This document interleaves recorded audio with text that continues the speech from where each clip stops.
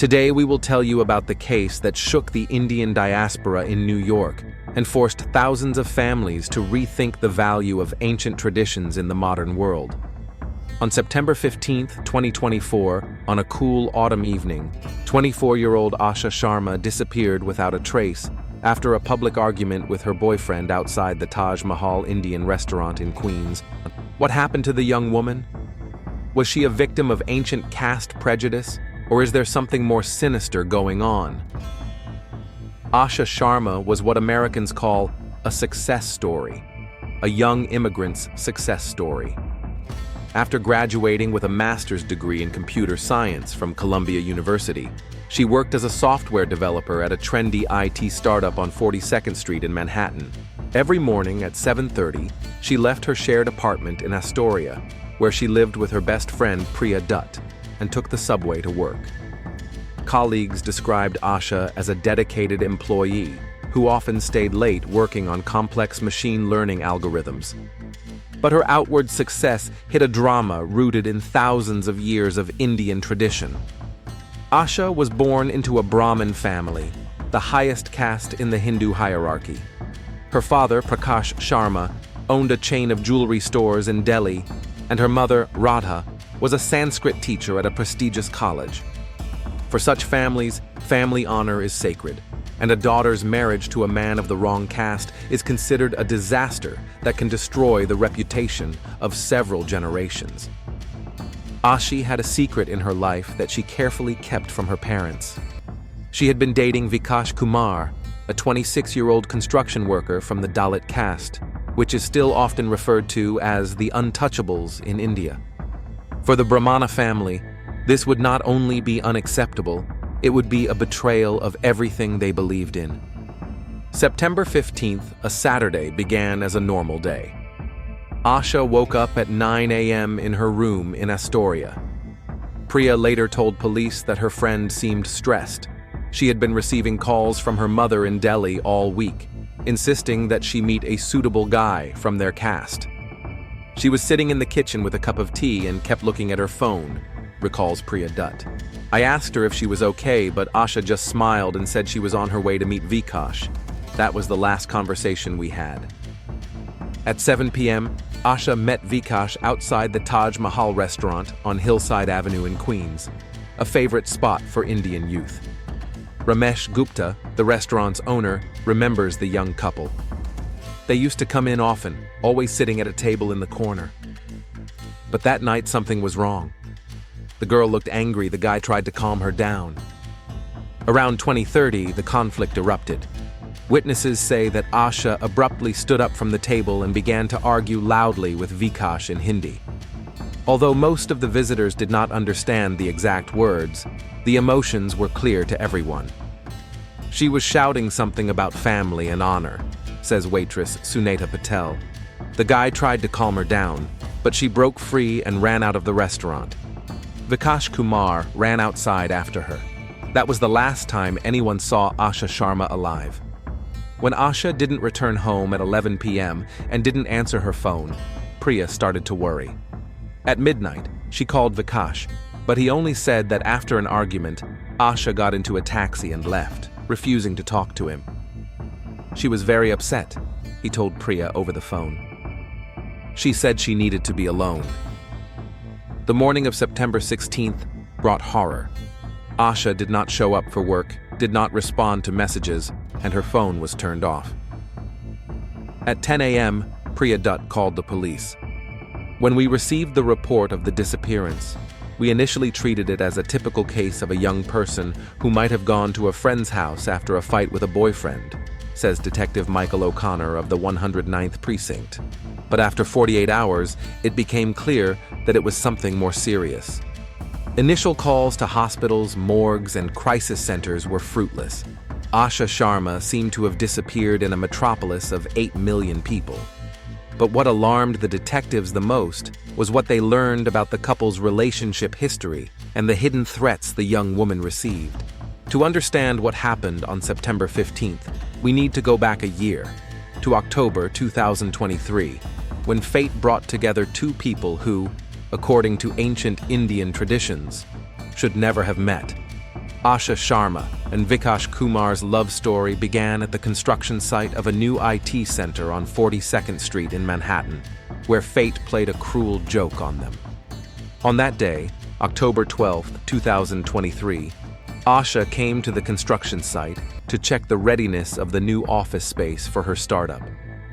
Vikash Kumar was working there as an electrician, installing complex lighting systems. Their first meeting was far from romantic. During a power outage, Asha was stuck in the elevator for 20 minutes, and Vikash was the one who rescued her. When the elevator doors finally opened, I saw a girl in an elegant business suit speaking English with an American accent, Vikash recalls during police questioning. But when she said Dhanyawad, thank you in Hindi, I realized she was Hindu. We started talking, and it turned out that we were both from Delhi.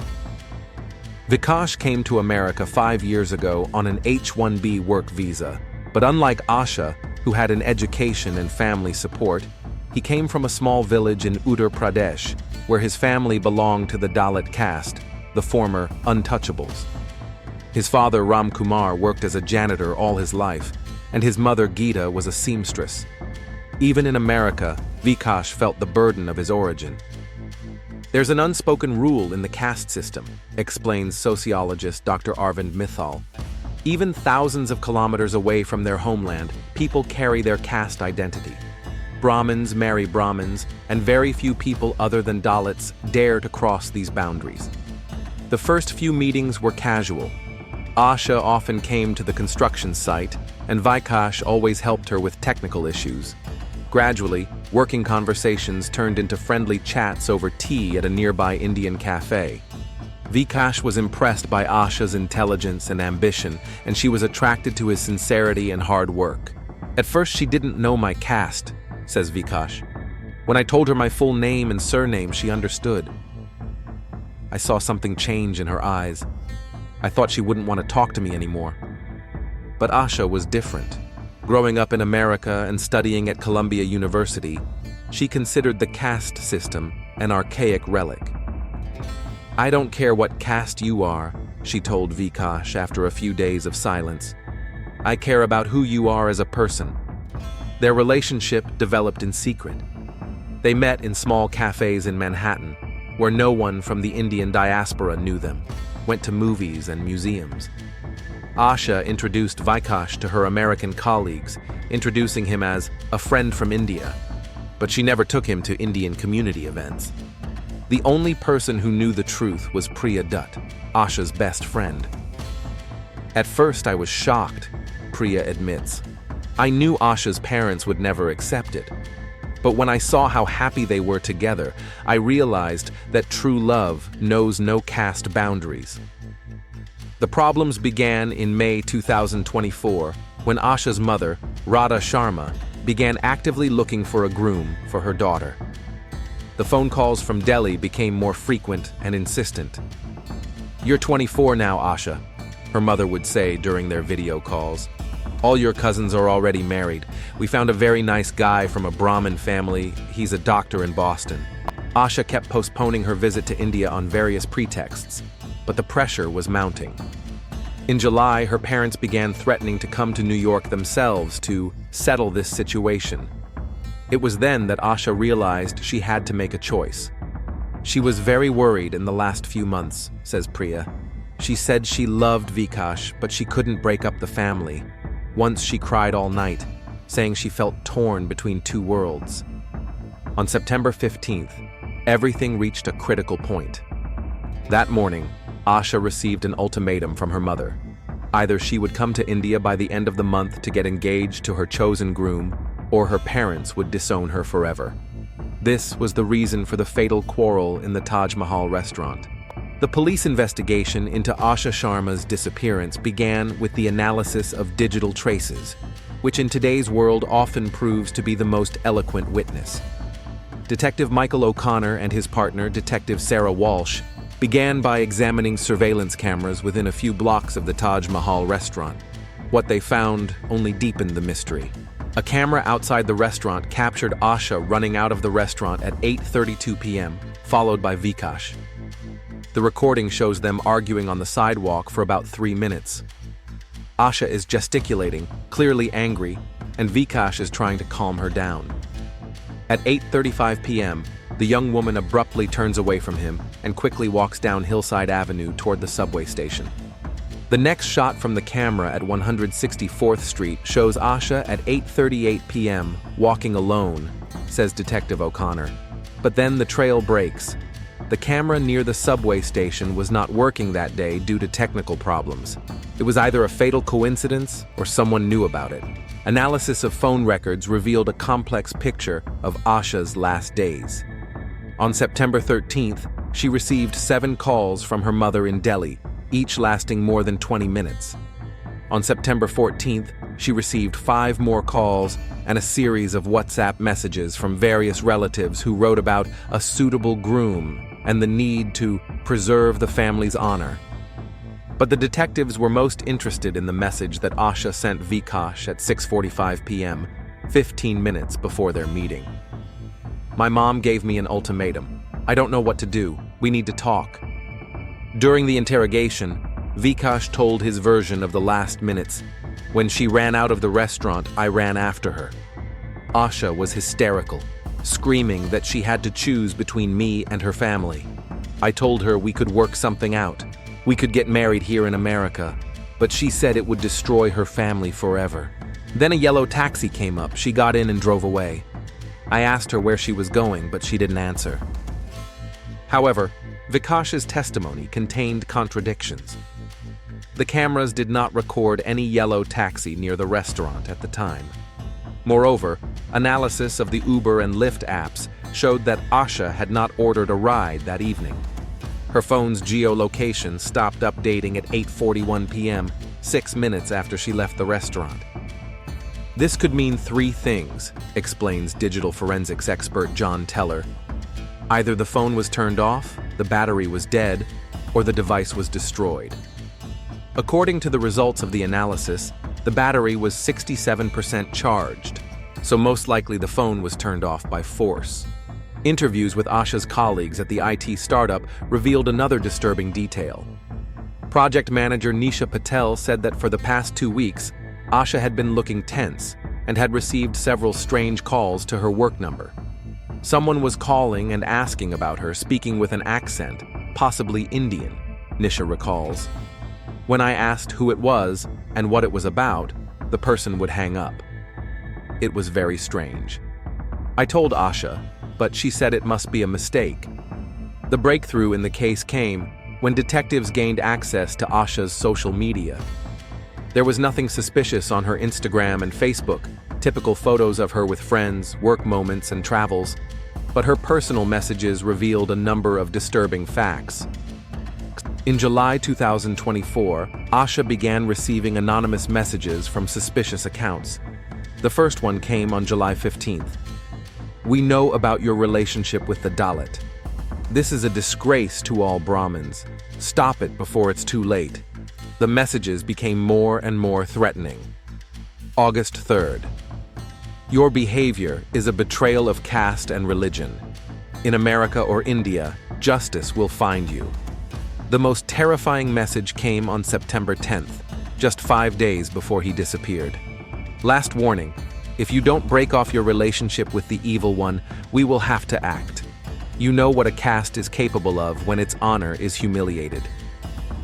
These messages came from various fake accounts created through VPNs, making tracing extremely difficult. The digital trail led to an internet cafe in Jackson Heights, a neighborhood with a large Indian community. "Asha never told me about this," Priya Dutt says in surprise. "She's always been strong, but I guess she didn't want to scare me. Now I understand why she was so worried in the last few months." Vikash also claimed that he knew nothing about the threats. "If she had told me, I would have gone to the police, or I would have taken her away from here, away from all these fanatics," he said during the second interrogation. But detectives noticed another disturbing detail in Vikash's behavior. An analysis of his phone records showed that at 9:15 p.m. that evening, 40 minutes after Asha's disappearance, he called an unknown number with an Indian country code. The conversation lasted only 37 seconds. When we asked him about the call, Vikash initially said he didn't remember, says Detective Walsh. Then he changed his story and said he was calling his cousin in Delhi to complain about an argument. But the number didn't belong to any of his relatives. What was most suspicious was the fact that after the call, Vikash turned off his phone until the next morning. When asked by detectives, he said he was upset and didn't want to talk to anyone.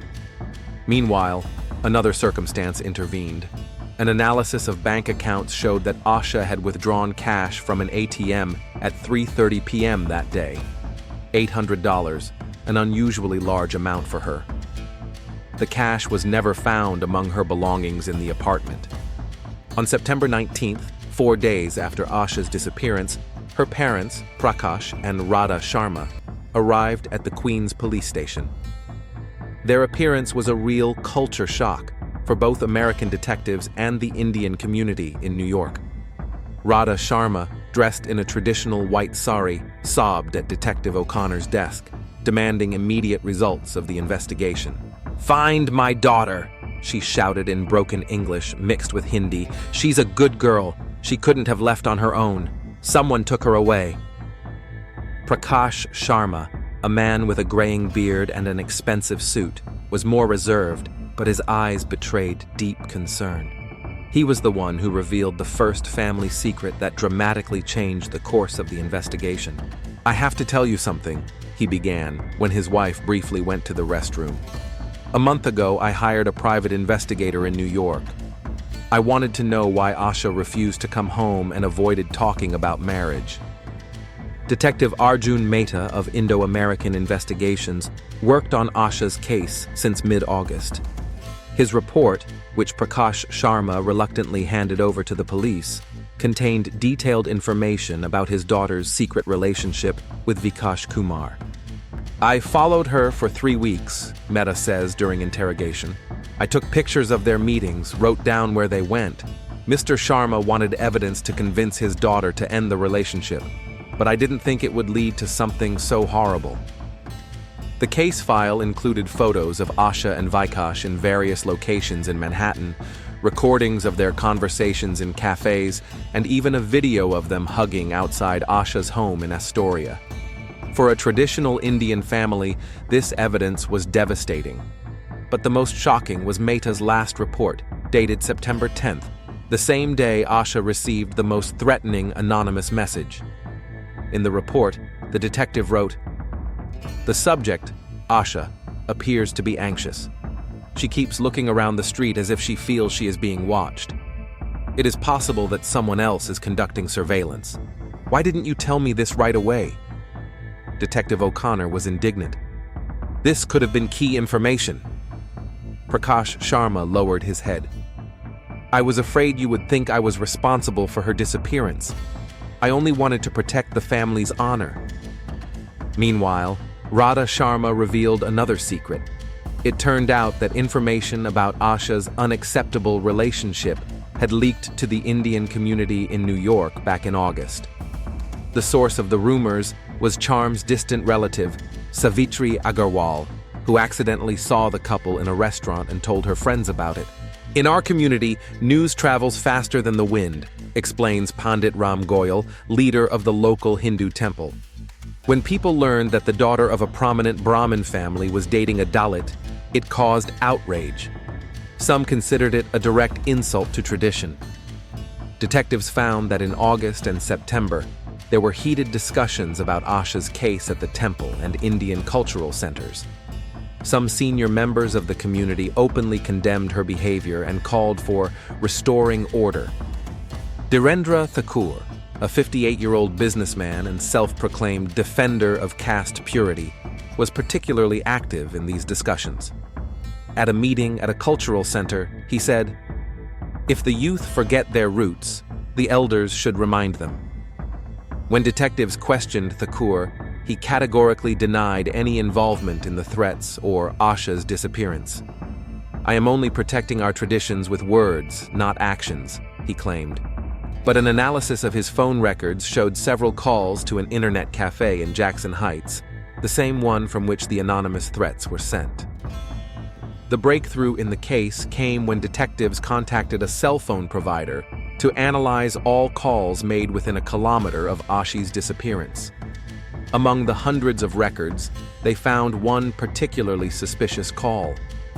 At 8:43 p.m., 8 minutes after Asha disappeared from the surveillance cameras, someone called from a local number in Delhi. The number belonged to a cell phone registered to Moha Singh, a taxi driver with Punjab Cab Company, which serves the Indian community. Moha Singh, a 45-year-old street caste Sikh, initially denied any connection to the case. But under pressure from detectives, he admitted that he had received a strange order that evening. "Someone called me and asked me to pick up an Indian girl near a subway station in Queens," he said. "He said she would ask me to take her to the airport. He promised to pay twice the usual price." Mocha arrived at the designated location at 8:40 p.m., but did not find any passengers. After waiting for 15 minutes, he left. At 20:43, he called the customer to inform him that the girl was not there, but he did not answer. His voice was strange, the taxi driver recalls. He spoke English with an Indian accent, but something was wrong. It was like he was trying to change his voice. The number from which the order came was a disposable cell phone purchased with cash at a store in Jackson Heights 2 days ago. The store's surveillance cameras captured the customer, a middle-aged man wearing a cap and sunglasses, who was unidentifiable. This information dramatically changed the understanding of the case. It became clear that Asha's disappearance had been planned in advance, and someone was waiting for her near the metro station. But the most disturbing thing was the fact that the organizer knew Asha's exact route and the time of her appearance in the area. On September 22nd, the 7th day of the investigation, the case took an unexpected turn. A group of teenagers who were skateboarding in Prospect Park in Brooklyn found a woman's purse under a bridge near a lake. Inside were Asha Sharma's driver's license, credit cards, makeup, and a broken iPhone. Police immediately cordoned off the area, launching a large-scale search and rescue operation. "At first we thought it was a breakthrough," says Detective O'Connor. "Prospect Park is a 45-minute drive from Queens, and it seemed like a logical place to take the victim. But the examination of the items raised questions. The handbag and its contents showed no signs of being outdoors for a week. Moreover, the GPS data from the broken phone showed that its last location was a parking lot of a shopping center in Jersey City, not Brooklyn. Someone deliberately left these things behind to deflect suspicion," says forensic expert Dennis Kowalski. "The purse was placed neatly under the bridge, not dumped. It was staged." Meanwhile, Vikash Kumar broke down under the pressure of the third interrogation. On September 23rd, he appeared at the police station with his own lawyer and admitted that he had concealed important facts about the night of Asha's disappearance. "I didn't tell the whole truth because I was afraid I would be accused," he began, trembling with excitement. "When we were arguing outside the restaurant, I noticed a man taking pictures of us with his phone. He was standing next to a black car across the street. When I brought it to Asha's attention, she was very scared." According to Vikash, Asha instantly recognized the man. She turned pale and said, "That's one of my father's men." I asked her what it meant, but she just kept repeating, "They found me, they found me." Vikash claimed that this is why Asha left the scene of the altercation in such a hurry. "She didn't get into a taxi with me. She ran to the metro station and I followed her, but she asked me not to follow her so as not to attract attention. She said she would call me later." This new information forced detectives to take a fresh look at private investigator Arjun Mehta. During a second interrogation, he admitted that he had indeed followed Asha on September 15th, but not near the restaurant. "I was tasked by Mr. Sharma to record their meeting at the restaurant as definitive evidence," Mehta says. "But when I arrived, I saw them arguing outside. I took a few photos and left. I didn't think it had anything to do with her disappearance." The breakthrough came when detectives found Uber driver Jamal Khan, who was working in the Queens borough on September 15th. At first, he didn't pay attention to the police announcements, but when he saw Asha's photo in a local Indian newspaper, he contacted the police. "I remember this girl," says Jamal, 34. "She booked a ride at 8:47 p.m. from the subway station to JFK Airport. But she was behaving very strangely. She kept looking back as if someone was following her. According to the driver, Asha was sitting in the back seat and kept looking in the side mirrors. She asked me not to drive on the main roads, but on the back roads. When I asked why, she said she didn't want anyone to see her. It was very suspicious." The final part of the trip was the most shocking. "A kilometer before the airport, she suddenly asked me to stop," Jamal continues. "She paid in cash and said she would drive the rest of the way herself. I saw her get into a black sedan waiting on the side of the road."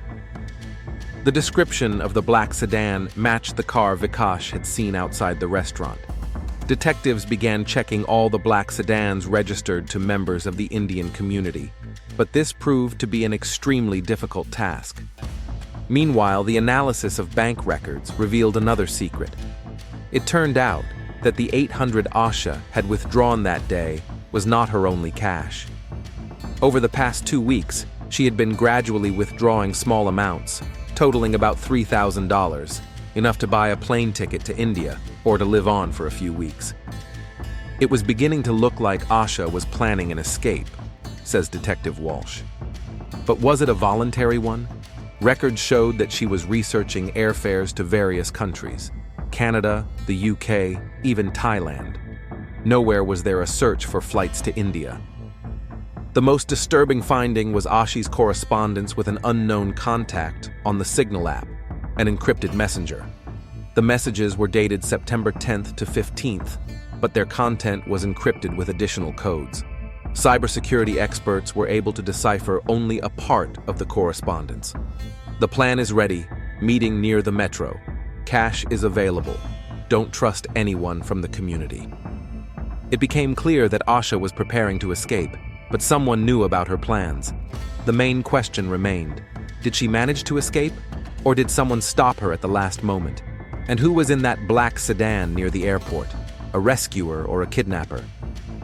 On October 3rd, 18 days after Asha Sharma disappeared, a group of volunteers searching the East River shoreline found a duffel bag hooked to a broken pier in Long Island City.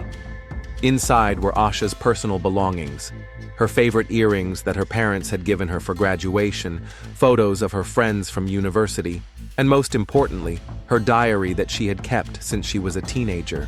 The last entry in the diary was dated September 14th, the day before she disappeared. The text was written in a shaky hand, mixing English and Hindi. "They know. My father has hired a detective. The community is talking about me as a caste traitor. I can't live like this anymore. Maybe the only way out is to disappear forever. Vikash doesn't understand anything. He thinks that everything can be changed in America, but traditions are stronger than oceans." The forensic examination showed that the bag had been in the water for no more than a week, much less time than had passed since the disappearance. Someone had deliberately put it there later, perhaps trying to make it look like a suicide or accident. Detective O'Connor organized an intensive search along the river, using divers and special sonar equipment. For a week, they searched kilometers of water, but Asha's body was never found. "Either she is alive somewhere far away from here, or someone has done a very good job of hiding the traces of the crime," he said at a press conference. Meanwhile, the investigation revealed a complex network of interests and motives surrounding the young woman. It turned out that Dhirendra Thakur, a radical defender of caste traditions, was not limited to words. Detectives found evidence that he had funded the creation of fake accounts to send threats not only to Asha, but also to other young Hindus who violated traditions. He had a whole network of informants in the community, says FBI agent Rajesh Patel, who joined the investigation. Thakur saw himself as a moral policeman who was supposed to cleanse the diaspora of Western influence. Asha was not his first target. But the detectives were in for the biggest shock when they decrypted the full correspondence in Signal. It turned out that Asha's mystery contact was her own cousin, Kavita Sharma, from Toronto, Canada. Kavita, a 28-year-old doctor, ran away from home 3 years ago, refusing her parents' imposed marriage. She created a support network in Canada to help young Indian women who wanted to break free from traditional pressures. Asha contacted me in August through mutual friends, Kavita says during a video interview from Toronto. She told me about the threats and family pressure. I offered to help her fake documents, safe housing, a new identity. On September 15th, there was to be an operation to evacuate her. According to Kavita's plan, Asha was supposed to get to the airport, where a person from the assistance network was waiting for her. We agreed on a code phrase and a meeting place. My person arrived, but Asha did not show up at the appointed time, says Kavita. The black sedan that the Uber driver saw did indeed belong to Kavita's network. The driver was Gurpreet Singh, a women's rights activist. I waited for her outside the JFK terminal from 9:30 p.m. to 11 p.m., he says. I held up a sign with a code name. She never came. But who was in the car Asha got into at the airport? This question remains unanswered. The investigation also revealed a horrifying truth about the situation of young Indian women in the diaspora. Social worker Min Kamat from the organization South Asian Sisters says, "We get dozens of calls every month from girls who need help. Forced marriages, caste discrimination, and honor-based violence are not relics of the past, but a modern reality even here in America." All of these issues are intertwined in Asha's case. Parental control, social pressure, caste prejudice, and a young woman's desperate desire to live her own life created an explosive mix. Vikash Kumar still believes that Asha is alive. She is smart and strong. She may have found a way to disappear and start a new life somewhere far away, he says during a recent interview. Asha's parents have returned to India, declining to comment further. Their lawyer released only a brief statement. The Sharma family hopes for Asha's return and requests that their privacy be respected during this difficult time. The case officially remains open. Detective O'Connor continues to receive reports of possible sightings of Asha in states ranging from California to Florida. None of them have been confirmed. 3 months later, Priya Dutt received an anonymous letter with no return address. Inside was a postcard from Vancouver, Canada, with a short message in Hindi. "Sister, I am finally free. Don't look for me." The handwriting resembled Asha's, but forensics could not prove it. Did Asha Sharma fall victim to ancient traditions that were stronger than borders and oceans? Or did she find the strength to break the chains of the past and start a new life under an assumed name? In a world where family honor can still cost a human life, sometimes the best way to survive is to disappear forever.